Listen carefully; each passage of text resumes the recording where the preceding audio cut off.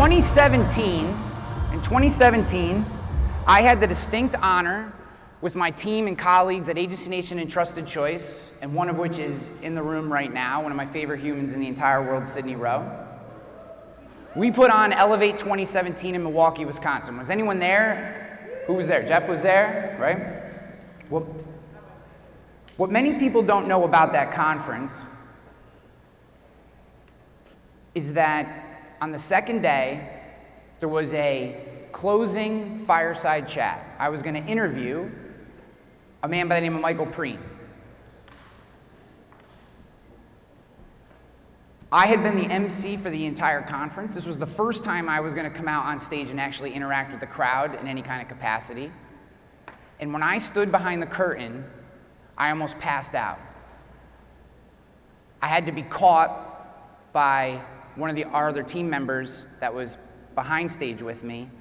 I had to sit down. I was seeing stars, and I was in a really rough place.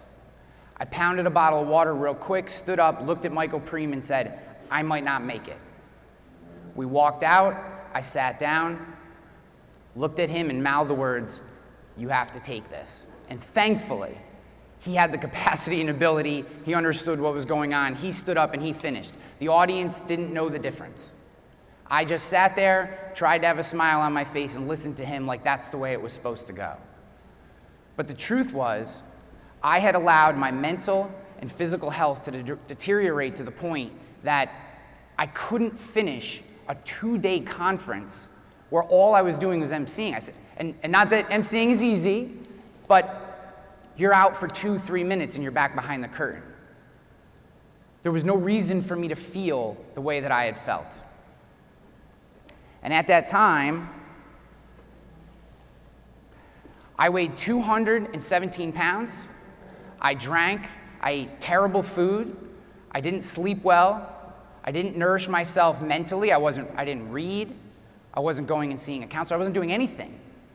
I was barely getting by physically. But I had convinced myself I'm an athlete because I'd played sports in college. I'm fine. I'm in good shape. I'm okay. I'm getting by. But my body shut down. And it was in that moment. It wasn't in that moment. I was flying home. I was flying home from that event. And as much as it was an amazing experience that to this day I think back on very fondly, it was a profound and life-changing experience, I was disappointed in myself. I didn't go home with a big, huge smile like some victor who had just conquered a mountain. I felt like I had let myself down. In 2017, I was 37 years old. At 37, I should be able to get through 2 days. And I vowed that that would never happen again. I would never allow myself to be so unprepared for a situation that I couldn't operate at my absolute best, regardless of the circumstances. And I began a journey that I continue on today. I started reading Jordan Peterson. I started listening to different podcasts, Ed Milet and others. And I came across a quote by Marcus Aurelius. Now, I know all men are into the Roman Empire, so some of you will have heard this before, right? Can't be a dude and not be into the Roman Empire. That's what the internet tells me. But in 2017, I came across this quote. And there was something about it that just grabbed me.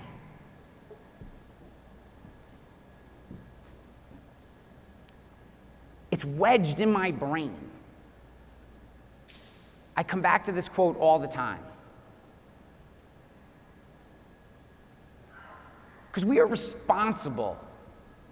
We're responsible for what we put in our brains, for what we put in our body. We're responsible for these things. And what if we want our best out of us, we have to put the best in. And I was not doing that. How could I say I was being the best version of myself for my wife? How could I say I was being the best version of myself for my kids? How was I saying I was being the best version of myself for the team? I had 19 team members on my team at the time. For my audience, for our customers. If I wasn't reading and feeding myself good stuff, if I wasn't putting good fuel in my body, if I wasn't exercising and taking care of myself, if I wasn't surrounding myself with people who are positive, your soul becomes dyed with the color of its thoughts. It becomes who you are. And I didn't like who I was. And I went on a journey. And 12 months later, we put on what I believe, no offense to Sue, the single greatest insurance conference in the history of the world of all time, Elevate 2018. We had 817 people. We had 315 people in 2017. We did 817 people a year later. Again, I had an amazing team, but in large part, this was due to a massive energy shift. Not only was just, in general, was I able to produce more, and work longer hours, but I also was more positive with my team, more accepting of the challenges that they were facing, able to answer and take questions in a positive way without reacting. Because I had changed what I put in my body and was slowly redying my soul to what I wanted it to be.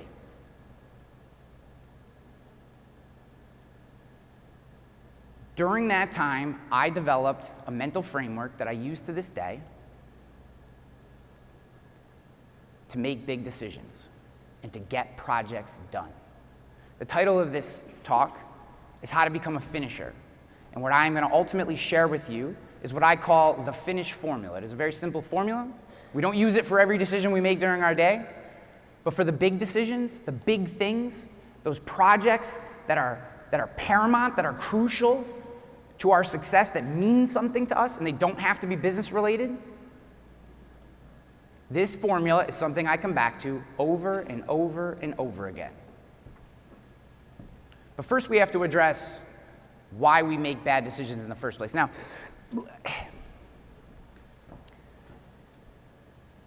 what is the color that enrages bulls? Like when bulls get all pissed off, what's the color that they say? Red, right? Red? Do you know that bulls are colorblind? Right? They don't see red. We all said red. Red's in all the shows. They don't see this color. It's a belief that most people have that's intrinsically false. How much of our brain do we use? It's not a trick question. How much of our brain do we use? Right? 10%. We are told and have been told for 90 years that we use 10% of our brain, and if only we can figure out how to tap into the rest, we'll all be geniuses, and it's just not true. We actually use in every 24 hours essentially 100% of our brain. The reason we think we only use 10% of our brain is because of a random misquotation of the original study in a news article in which the author of the news article changed it from utilization to capability, or from capability to utilization. So the author was saying, though we use 100% of our brain, we tend to only operate at about 10% of our capability. The author of the news article changed it from that to we only actually use 10% of our brain, and that single misquotation has created 90 years of misinformation. Yet we base entire beliefs on the fact that somehow if we eat this mushroom or we do this breathing exercise, that somehow we're going to tap into more of our brain. There's more of these. We're going to fly through a couple of them just because they're fun. Oh, wait, I didn't get this clicker sucks. There we go. Boom, there's the 10% one. I'm going to do this. I don't know why it's not flipping. Maybe I'm not pointing at the right thing.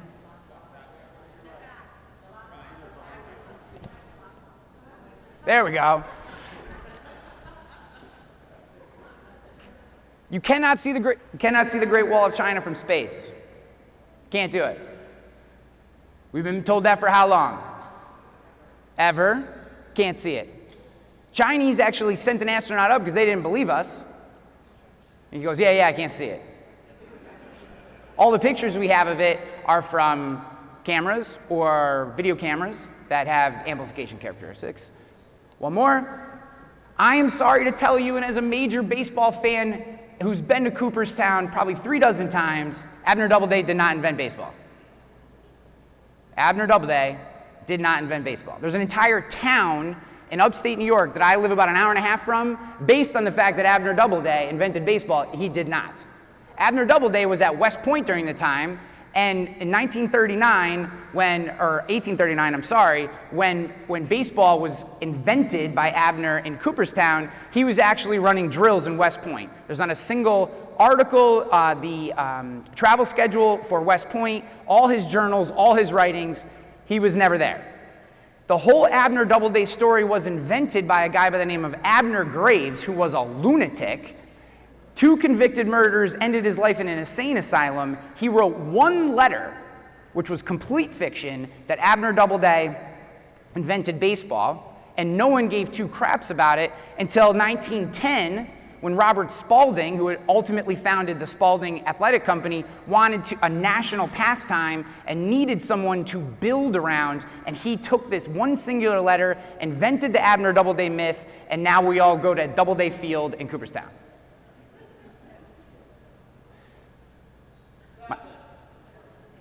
My point in sharing this with you guys is that we operate on a day-to-day basis through beliefs, through information that we don't ever confirm, right? We let our emotions guide us. We want to believe that Abner Doubleday invented baseball. I want to believe it.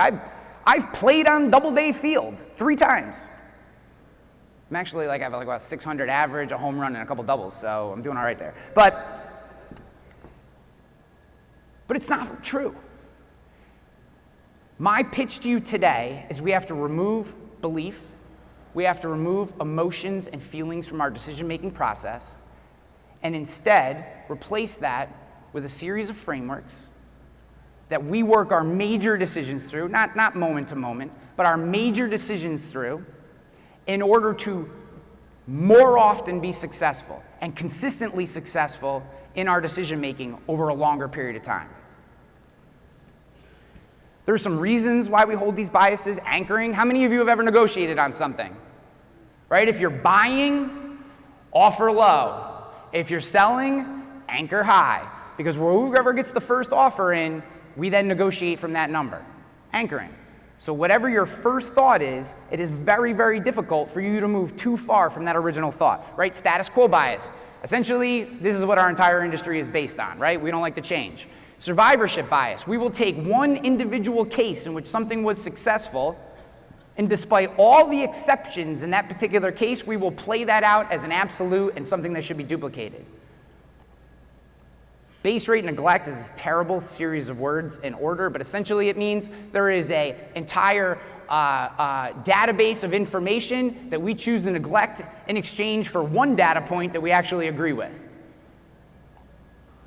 Cognitive dissonance, we can't hold 2 competing ideas in the same time. Just look at our entire political system. And ultimately, the most insidious of all these is hindsight bias, which Annie Duke, who's a professional poker player, more than 5 million in winnings in her career, she wrote an awesome book called Thinking in Bets. Assuming that decision-making is good or bad based on a small set of outcomes, seemingly one, is a pretty reasonable strategy for learning chess, and what she means by that is a linear game. As soon as you put uncertainty into the equation, business, life, relationships, in this case poker, as soon as uncertainty is added to the equation, we cannot take one singular outcome and decide whether it was a good decision or not. Think about your first marriage.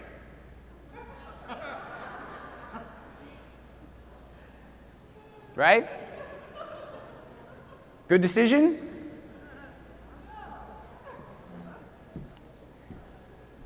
However, it doesn't mean you shouldn't get married again. It just means maybe we should reevaluate the way we pick the other human we decide to spend our life with. Because if you use the same structure for making the decision on the second person as you did the first one, you will probably have a third. Now understand hindsight bias. Okay, what is a better way? Frameworks, filters, and ultimately we're going to get to finishing.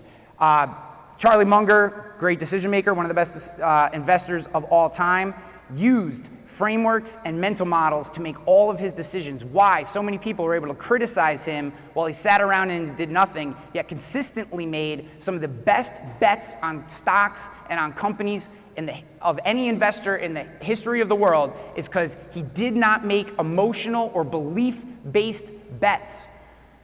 Charlie Munger had a series of models that were his, and he applied them to situations, and if the situation came out no, the answer was no. No matter how he felt about the CEO, no matter how he felt about the industry.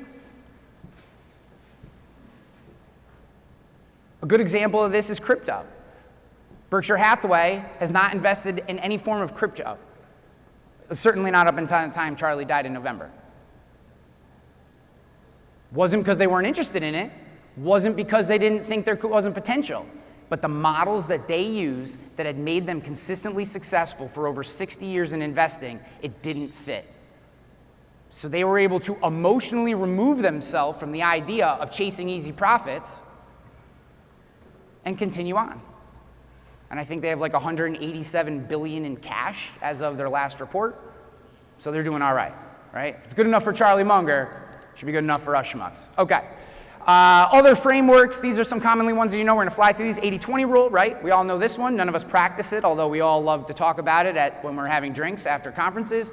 Your top 20% of your customers make 80% of your revenue, and this applies almost to every aspect of your life.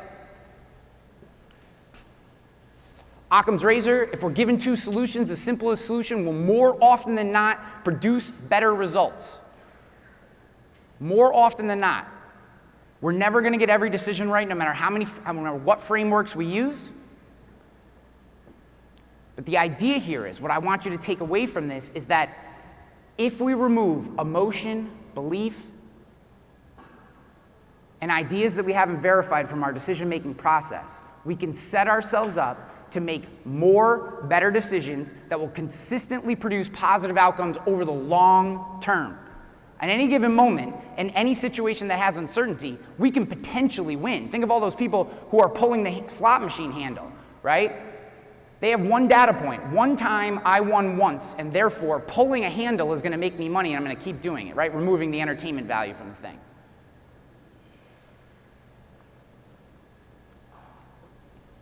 Opportunity costs.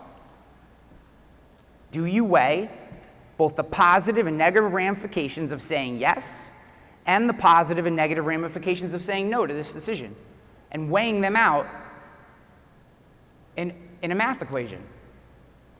Or do you just go, you know, my favorite insurance nerd likes this new CRM, so I think I'm going to drop everything we're doing and buy that one because it feels good, right? It feels like we're doing something. Did you do an opportunity cost analysis? Is it more or less complex to switch CRMs? No. You're like, he's cool, she's awesome, they're both on that CRM, that means I'm a dork, I need to get on that one. That's what we do. And then we chase the shiny object.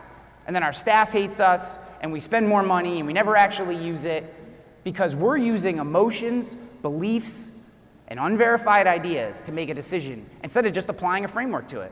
And if the framework says yes and you want to do it, great. Because now you worked through something that removed all the emotion and belief from it.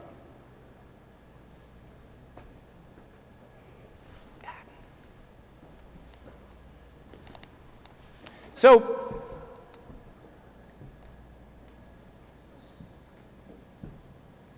before 2017, before Elevate, before that moment, I operated most of my life with just a general sense of dissatisfaction.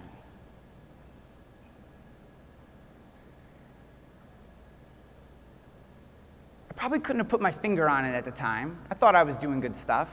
I had good friends. I enjoyed being a dad. But I never felt like I was like 100% me. I never felt like I was everything that I could possibly be. That I wasn't, like, not that I wasn't proud of myself, but I knew I could be more. And I couldn't figure out what it was going on inside of me that didn't allow me to get there. Maybe I didn't want it enough. You know, maybe it's because my dad's an alcoholic, right? Like, we all have stuff. You have your stuff, I have my stuff. For 37 years of my life, I used my stuff to be 80% of what I could be. And this is what it was. This was the easiest list to make out of all these slides.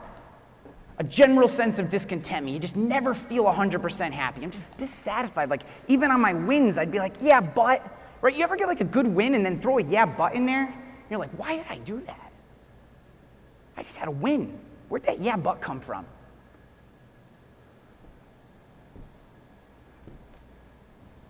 Just fast to get frustrated.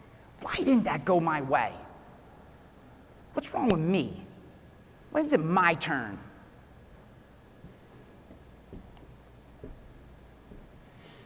And I had to take a really hard look at myself. Right? I don't like these things. I don't want this. This is terrible.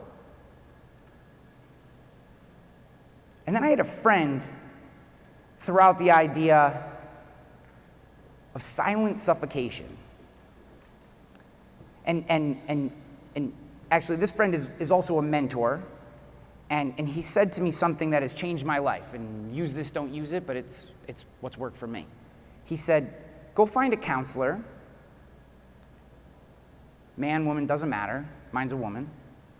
Meet with that person every other week for the rest of your life and just consider it a life expense. Whether you're doing great, whether the world's on fire, whether you're happy, sad, or anywhere in the middle, just show up at the thing and talk. And what I found myself after a few months, right, I was really struggling with this. What I found myself explaining was this idea where I was like, I feel like I get my head above water for a minute and then all of a sudden I'm back under. And I don't know how to stay above water. I don't know how to stay, to swim on top of the water. I keep coming down in it. And then I work my way back up and then all of a sudden I'm back underwater again. And I hate it. Because I'm constantly working. And I don't want that. I want to get ahead, right? I want to be on the yacht. Right? I don't want to be doing one of those dives off the yacht that you see all the rich people do from the second story. That looks like amazing, and I want to do that someday. But I can't do that when I'm trying to get air, because I can barely keep my head above water. And she said to me, you're making decisions with your emotions, feelings, and beliefs, and they're lying to you. Because we are not our emotions. We're not. Our emotions are data points trying to keep us alive in this exact minute. That's it. That's all they are. They're chemical reactions happening in your brain that are trying to keep you alive right this second. They don't care about 5 minutes from now. They don't care about a year from now. Yet we operate like this. They're a guiding path. They are not your friends. They're data points. It's important to understand what they're saying to you. But we can't make decisions on our emotions. And when I learned this lesson through a lot of freaking work, although you're getting all of that for free today, so you're very lucky. She charges me $65 for this.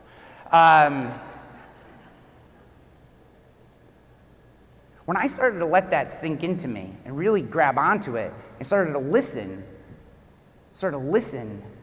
to those emotions and what they were actually telling me and how misaligned they were from what I actually wanted, right?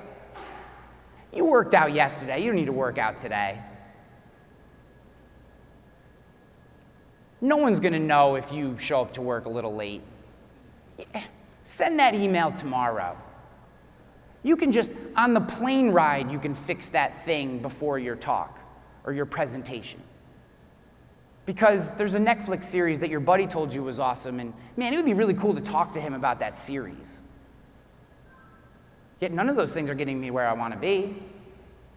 When I'm alone, I know exactly who I want to be, and then I let myself get talked out of it. How we get there is by applying frameworks, filters, and mental models that will consistently help us make better decisions over the long term. And when done, as we see on the quote here from Naval Ravikant, those good decisions start to compound over time. Each good decision compounds on the next one, and the next one, and the next one, and all of a sudden, we wake up, and a year later, we've lost 27 pounds. I'm as mentally clear as I've ever been in my life. I can operate for days.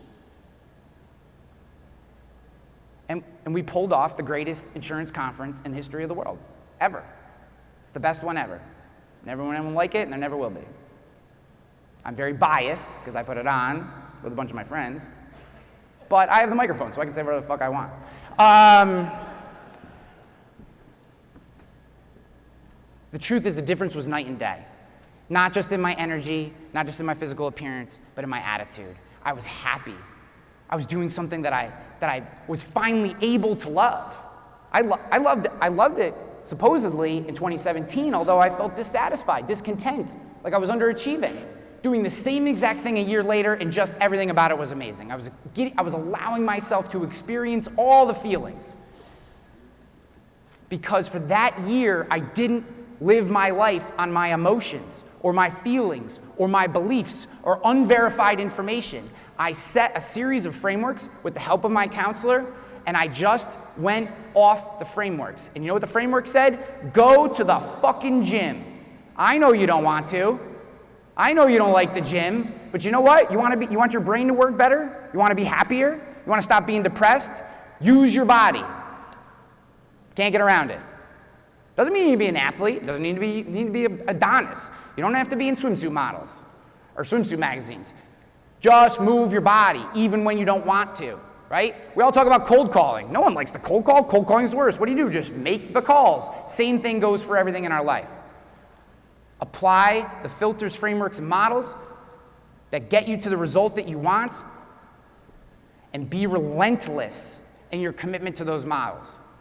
And what'll happen is, over time, the results compound and compound and compound, and we find ourselves in a place we never thought we could get to. 100% of who we are. Imagine, I get chills just saying that. I don't know that I'm there right now. But man, I've felt it for moments. I have. It feels very fucking good. 100%. You are operating at your current max capacity.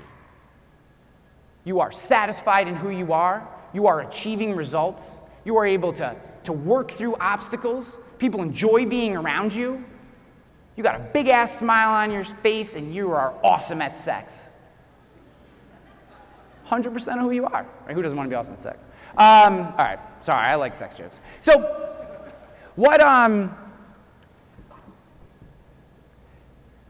the mistake that I was making was actually quite small. And I worked with my counselor on this particular, putting this all together. But the mistake I had been making unbeknownst to me was I valued these three pieces of information the most. I wanted to be prepared. I wanted to know this stuff, have the right connections, be in the right place. I wanted to be able to work at a pace, meaning have an ability, have the energy. And I knew I was willing to put in the hours. And when you think about how prepared you are, the pace you can work at, and the number of hours you're willing to put in, you get your max growth capacity. And every single one of you can do that equation. And most likely does that equation with most things. And somehow, we still don't get exactly where we want to be. Even if we do, we don't go as far as we're capable of. And the reason is, we forget the denominator. And that is what I have been doing for the first 37 years of my life. If we do not consider the distractions,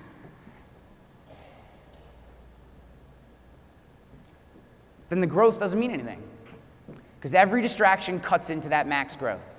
Every single distraction. Wake up hungover with foggy brain because you can't not have that drink the night before. Growth potential comes down a little bit. Have to watch Netflix every night for some reason, that comes down. Refuse the time block, take every meeting, don't outsource, refuse to use virtual assistants, still feel like even though you're the owner or the top level producer that you need to do the $5 an hour work because that's who you are limiting your upside. You are not 100% of yourself. We all forget to remove the distractions.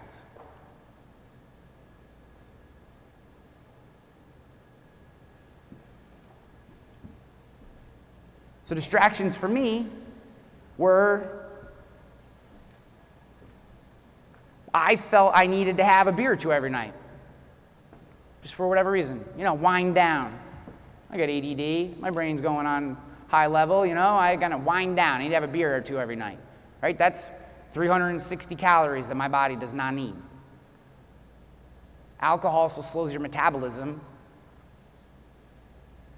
So not only are you putting extra calories in your body that it doesn't need, your metabolism, what actually burns all the stuff that was already in there, slows down. Also, regardless of what you think and alcohol's impact on your ability to fall asleep, you sleep like shit when you've had alcohol in your system. And I have tracked it multiple times using multiple different devices. You are not special or unique. If you have a drink, you sleep worse and you have less energy when you wake up in the morning. It's just the way it is. I'm not saying you shouldn't drink. I love drinking, guys, just so you know. We just need to make decisions on actual information. But that was a distraction for me, right? Instead of doing an extra hour's worth of work, or reading, or spending time with my children, God forbid, or just going to bed earlier, I felt the need to sit up on the couch by myself. That was a distraction. I had to cut that out of my life. If being the best version of myself was a priority for Elevate 2018, I had to cut that out of my life. And I didn't stop drinking altogether. I made a rule. I get one night a week. That was my rule. I get one night a week. That's fine, right? That's reasonable. I stopped watching bullshit TV. I watched a few sporting events. And otherwise, during the time when I normally would have distracted myself with the television, I read. I read books. I read a lot of books. That's what I chose to do. And so on and so on, I started attacking every aspect of my life and saying, what are the necessary distractions that I need to move? Now, we're never going to get rid of all of them. I wanted to hang out with my children. Compared to my goal of being the best version of myself for Elevate 2018, spending 3 hours on the floor with my kids could be considered a distraction. But I wanted to do that. I was willing to take slightly less growth in that area for that distraction. My point is not that you live some sort of caveman or what do they call it now? Like monk mode? Isn't that what all the kids are saying? Who's under 35 here? You understand that language. Monk mode? Am I saying that right? Brohim over there knows. Yeah, he knows. He confirmed. So I'm not advocating for a particular lifestyle, because frankly, you know what you want more than I do. What I want to give you is a tool that you can use to pass the decisions that you make in your life through if a certain goal is important to you. But if you're not using some sort of framework to get to your goal, then it's all just bullshit. That's what your goal is bullshit. It's pandering and it's posturing. It's your ego going, I'm going to write $250,000 in new business next month. And then you don't do any of the shit that you need to do to actually get there. You still futz around in the morning for an hour. You stand at the coffee thing and ask Tina about her day and Tommy about his kids and whatever, instead of getting to freaking work. Or whatever your goal is. Your goal could be, work's amazing, I want to be a better spouse. Okay, let's work through this. Are you prepared? Do you understand who, I'm a guy, so I'll talk, do you understand who your wife is? What's important to her? What she really values? The life she wants to live? Do you understand how she wants to evolve as a human? When's the last time you can talk to her, right? Do you have the ability, the attention span, willingness to be present in the moment with her so that she feels like you're actually listening to her? And then are you willing to put in the time? Take her out to dinner. Or, God forbid, you go grocery shopping or something together, that's just regular. Spend a little time, if that's your goal, and then remove the distractions. Guess what you don't get to do? Death scroll when she's talking to you. You don't get to go golfing 4 times that week. You don't get to check out when you get home and go into the garage and don't talk to anybody. If that's your goal, right? Are you prepared? Do you have the ability? Are you willing to put in the time? And can you remove the distractions? That is how you get shit done. But it's a framework. There's no emotion in there. Your decisions are your decisions. I'm not telling you how you need to feel or what you should believe. If a goal is important to you, this simple formula will get you there if you're willing to stick to it. And this could be a short-term goal, long-term goal, etc. Here's the other part about frameworks.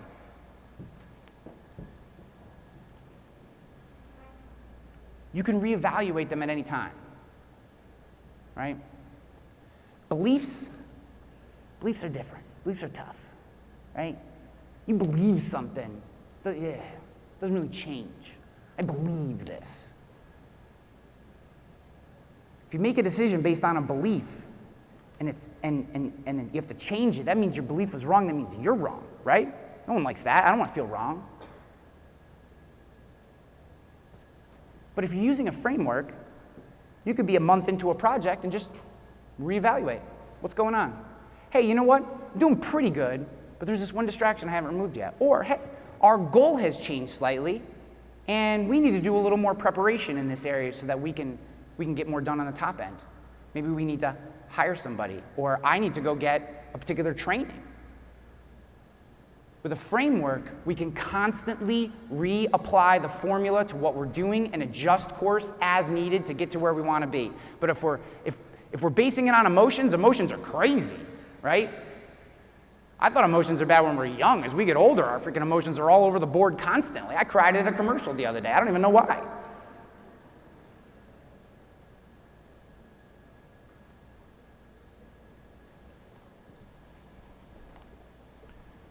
Right? Status, health, mindset, technology, relationships. These are just distractions. And not all of them are bad. And at different times, some will be good and some will be bad. Some will be fine. Sometimes you do just need to wind down. And death scrolling how to teach 10-year-olds how to hit baseball works for me. So I don't, as long as I'm not doing it all the time and it's not impacting my thing, I will say, hey, I'm okay with a little bit of distraction here. I just need to turn my brain off. I'm all right with that. But it's a decision. It's not just happening to me. I didn't just open my phone and 2 hours later wake up an expert hitting coach but didn't get any work done that day.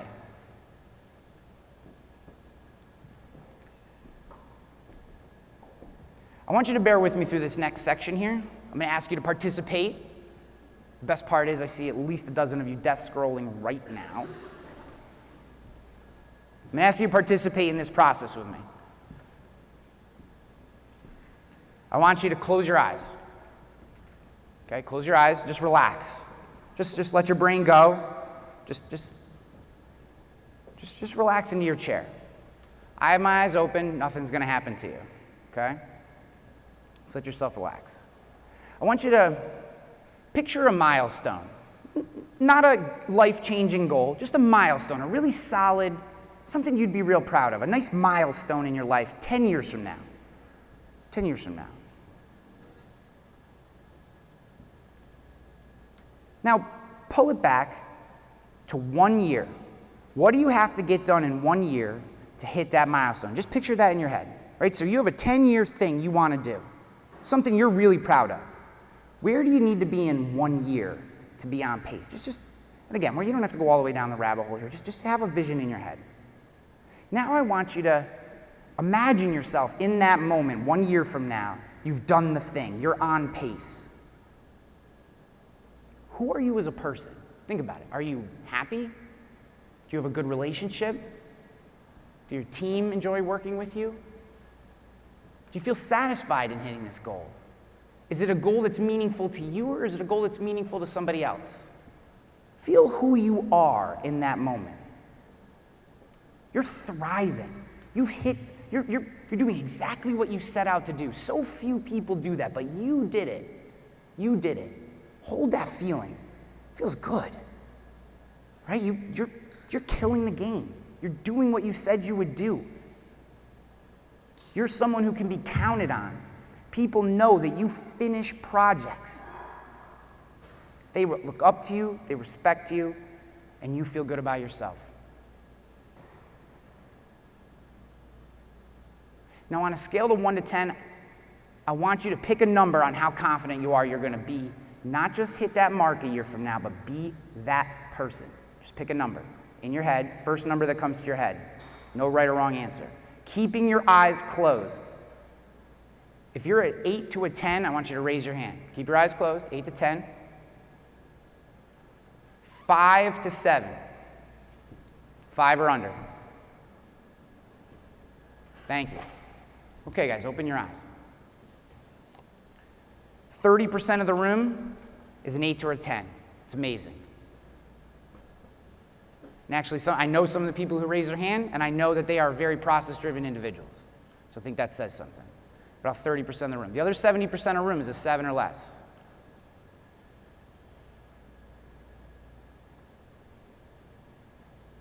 There is a way to guarantee that you get there. There's a way to make it a 10.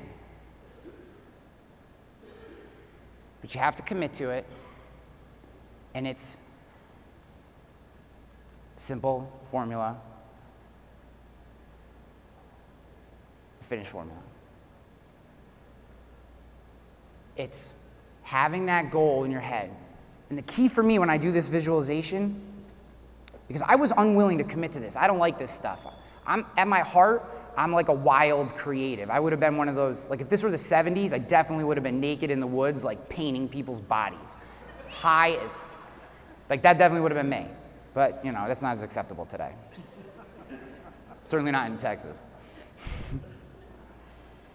So I wanted to fight this. I don't like structure. I've been fired from every job that's tried to put me into a structure. But I was also so unhappy with where I was and who I was becoming, and I just saw this path. And I originally wanted to give credit to my counselor for saying this, but then when I Googled it, it's actually an Oprah quote: "What you focus on is who you become." There's nothing more to it, right? You want to be a good dad? Focus on it. You want to be a good spouse? Focus on it. You want to be a good leader? Focus on it. But focus isn't enough. You need to have a framework that you're working through, because it's very, very easy to get off track, and it's very easy for our focus to get taken away. Again, we make light of the technology decisions, chasing shiny object syndrome, ha ha ha, but it's because we don't have a framework behind the decision, right? It is easy to change our focus, but how do we stay on that point? To get that done, we need to have something that we pass it through. And this formula for this particular need, getting a project finished, is the best formula that I've come across. I've used it for more than, 2004, I guess it's almost 8 years now. Started my own independent insurance agency 7 days before the zombie apocalypse happened. Was able to be acquired in 2 years. Exited in 2023. I've had a 15-year speaking career, most of which before 2017 was an absolute friggin' mess, of which was all just random. My life was random. Before I started adopting this process, my results were random. They were lucky. I just happened into things. And it wasn't until I started applying this very simple formula. Are you prepared to do the thing? Do you have the skills, knowledge, experience, connections, network, etc. that you need? Do you have the abilities? Can you apply yourself in a manner that allows you to be successful? Are you willing to put in the time?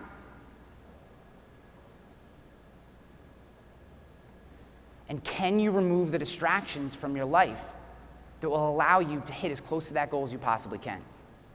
Right? This shit's not easy, but easy's fucking ordinary. You guys wouldn't be here if you were ordinary. You have to know that about yourself. I've been doing this for a very long time. It takes a lot to come to this. I know that. You made a sacrifice and a commitment to be here. You have people at home. You have a business at home. You have things that need to get done, even if you live by here. And you're taking days out of your life to connect with like-minded individuals, to learn from people, and to grow. That means you're not ordinary. Ordinary people don't do that. If you haven't given yourself credit for that, you should. Clap it up right now. Give yourself credit for spending time in this place. It's meaningful. Right? This isn't some event that you have to go to because it's mandatory. You paid real money to come here and get better. That means you're not ordinary. But not being ordinary is not enough. We have to be intentional, and that is what I am asking you to be. Not just extraordinary, but intentional. Intentional with your actions. Intentional with the path that you take. And there's simple ways to move distractions. I'm not going to spend a lot of time on this because you can just Google this shit, but like prioritization, right? Use the Eisenhower matrix. Use something. Google, how do I prioritize better? There's like 15 frameworks. Pick one, try them, right? Structured time. I actually really like the Pomodoro technique, basically where you take 20 or 25 minutes out of every 30 and leave the last either 5 or 10 minutes of that block to basically address distractions. What it tells your brain is, hey, you give me 25 minutes of work and I'm gonna give you 5 minutes to do whatever the hell you want. That's a good trade. You may know that right now you're not the best at removing distractions, so allow the distractions to happen and just break up your time in a way where you are giving yourself permission to be distracted for a period of time if you earn it by doing 25 minutes of hard work. That's cool, right? There's others, right? Stop eating sugar. Sugar's the devil. It would be a Schedule 1 drug if it wasn't for corrupt politicians and doctors. It's essentially cocaine that we are allowed to put in our bodies, so stay away from sugar, even though it's amazing. I mean, cocaine's good too, but set boundaries as much as you can. That wasn't a recommendation. I've just heard that on the street. So go to sleep, change your physical space, right? Like if your physical space is tough or you're distracted, you gotta change it. I can't work on the kitchen table, so my office is in the basement. Close the doors, tell the kids off, and I can actually get shit done, right? So change your physical space. Maybe get a co-working space if you work from home. Or if you actually have an office space and you really struggle to get deep work done there and you're not the boss, maybe talk about, hey, can I have one day where I don't go home, but maybe I have another place I can go that allows me to get that deep work done. Change your physical space. That's another way. Daily debriefs. Before I move on, daily debriefs. This is something that I actually picked up during my Rogue Risk days, in that 5 minutes at the end of the day, even 3 minutes at the end of the day, just to go, how did today go? Like, how many of you ask yourself, how did today go at the end of the day? Good, good. Billy, I knew you were gonna say yes. Come on, man. Just that simple question, how did today go? Pretty good, but geez, I let that one customer monopolize an hour of my time. Probably should have passed that one off. Or whatever, and we just learn. We're fallible, we're gonna make mistakes. The point isn't to be perfect, right? With daily debriefs, the point is it allows you to check in and course correct as needed.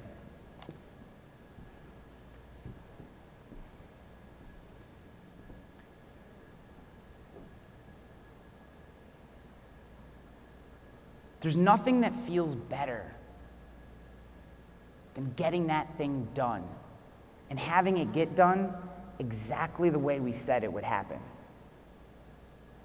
You know those people in your life that, like, when you say you need something done, they just get it done? Think of the amount of respect you have for that person, regardless of what their role is in your life.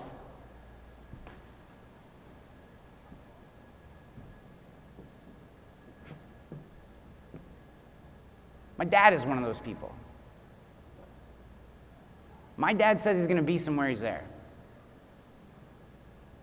There are a lot of other things he doesn't do.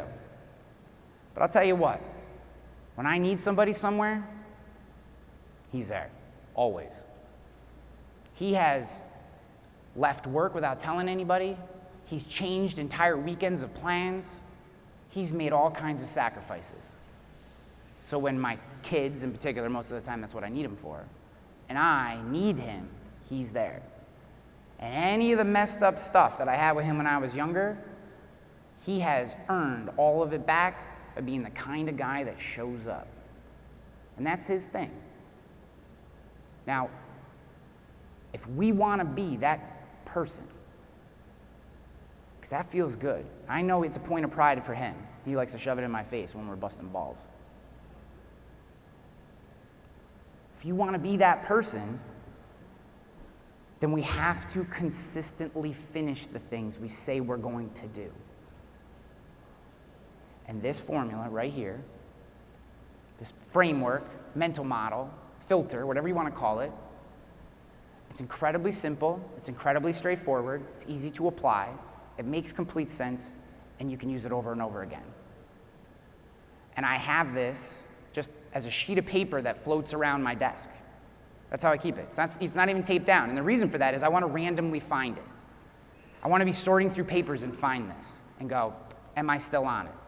Am I still on it? Where are the distractions? And come back to it over and over again. The power of frameworks is to make better decisions and ultimately create inevitable outcomes. We want to become finishers. When we finish things, we're more satisfied, we're more content, we're happier, we show more love, we communicate better, we walk tall and proud, we speak with authority, we're more compassionate of other people. Because when we believe in ourselves, it is way easier to believe in others. And what I'm trying to give you today, and I hope you will use, is this simple formula to get there. Now, if you would do me a kindness, I have one more slide. It is my second favorite framework for getting things done. But first, just to help me understand, this is the first time I've ever done this particular keynote. If you take a quick snapshot of this and just leave me some feedback, that's it. And I'll give it to the guys at Soup too so they can have it and use it. And if you do that, you'll also immediately get emailed a copy of the slides for the presentation. So this helps me with that, helps me get better at what I do. I'm going to give you just a second, and then I have finished formula is my favorite framework. What I'm about to show you is my second favorite, equally as powerful. And it will make immediate sense when you see it. So I'm going to give you 5, 4, 3, 2, 1. You guys ready? Okay. Second favorite framework for getting things done.